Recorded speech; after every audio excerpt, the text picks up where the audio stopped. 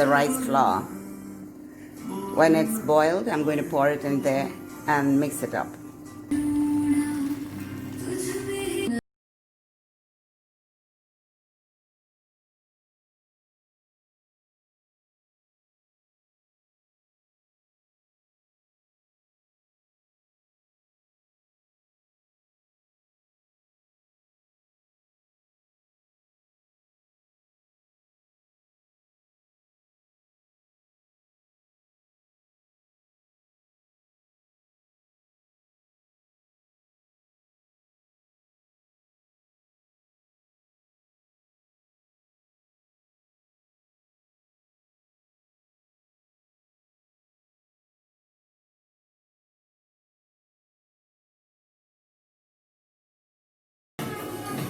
Actually, in this case, I really didn't need more water because, as you can see, when the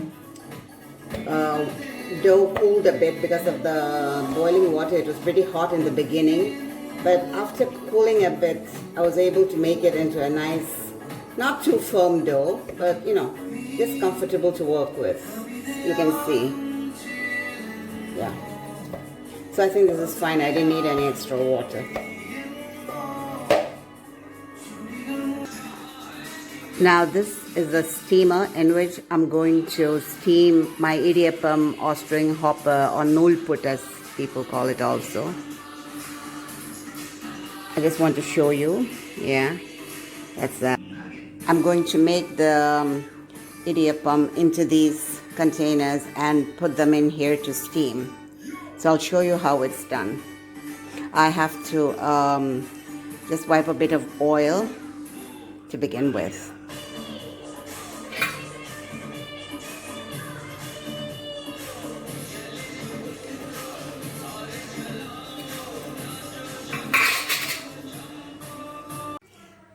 This set of dishes for steaming is actually part of an idli maker. We make idlis in this, but for convenience I use that to make my idiyappam also in the steamer I just showed you.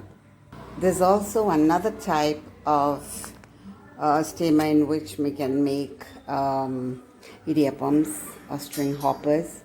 This is a stand which you put into the steamer and into these perforated dishes that come with this. You can actually make idiyappam in this and put them into each of these stands, and yeah, you can make your idiyappam in there and actually put this inside a steamer and steam it.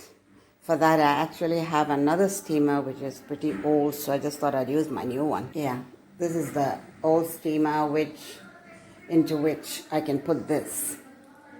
I just showed you to know that there are different ways in which you can steam it and different type of stands for it. Now there's the mold in which we're going to make this. This is how it works. You put this in there and tighten it there.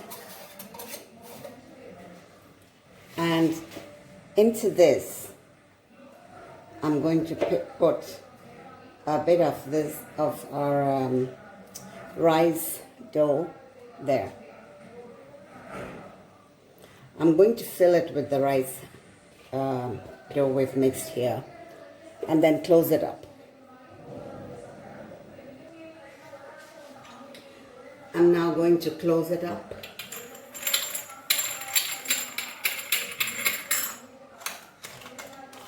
So I'm going to use this to work into this and make the idiyappam. But before I do that, let me show you another model of the same thing. This is it. You can fill this up and then likewise, just press with one hand. Well, this is a very old one of mine and it's not working anymore. But just wanted to show you there was an easier model in case you are interested in making it. So I'll leave that and use my traditional one. I'll stick to this. So here goes, I'll show you how it works.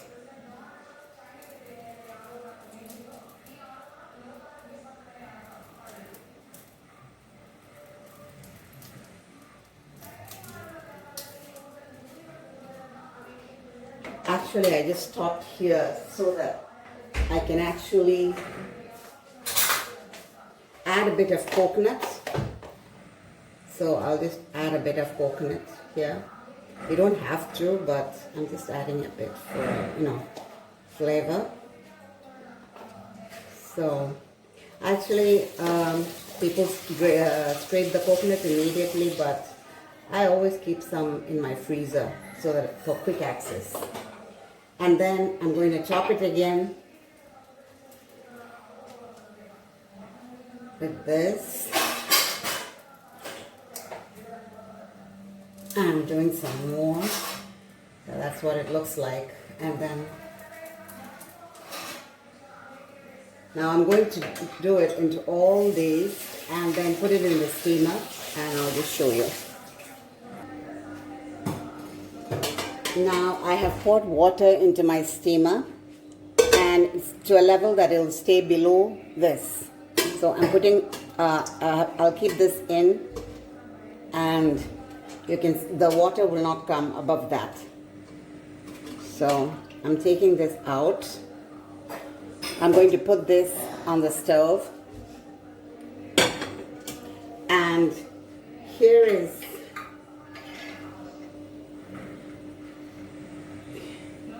what I have made. See, I'm going to fix it up there. Yeah, and this too.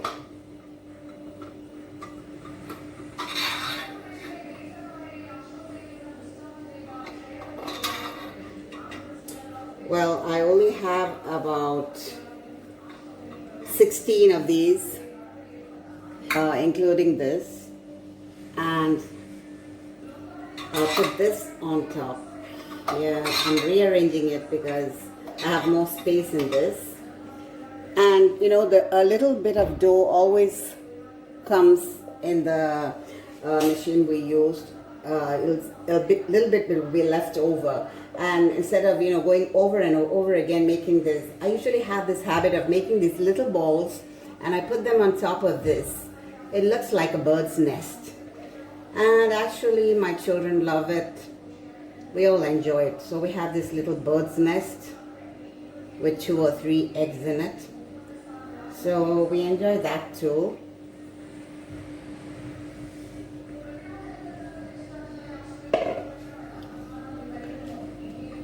There, it's all set to be steamed. So now this goes into the steamer. The water is hot, it will soon be boiling. And I'll close it and leave it to steam till it's done. It might take about less than 10 minutes though. So I'll show you when it's done. Now it's steaming and you can hear the whistle. After the whistle comes, you can wait for about 3 or 4 minutes, I think. And it should be done by then. Tops 5 minutes. Well, actually, I don't think you'll need 5 minutes. It should be done by then. Now you can see I have served it in the serving dish. There's the coconut in between. This is my bird's nest, as I call it. I do it because I just love to do it.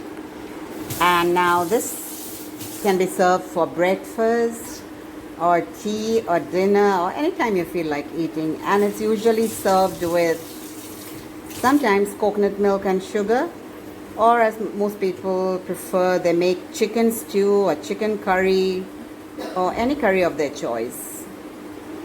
So I hope you try it and I hope you enjoy it.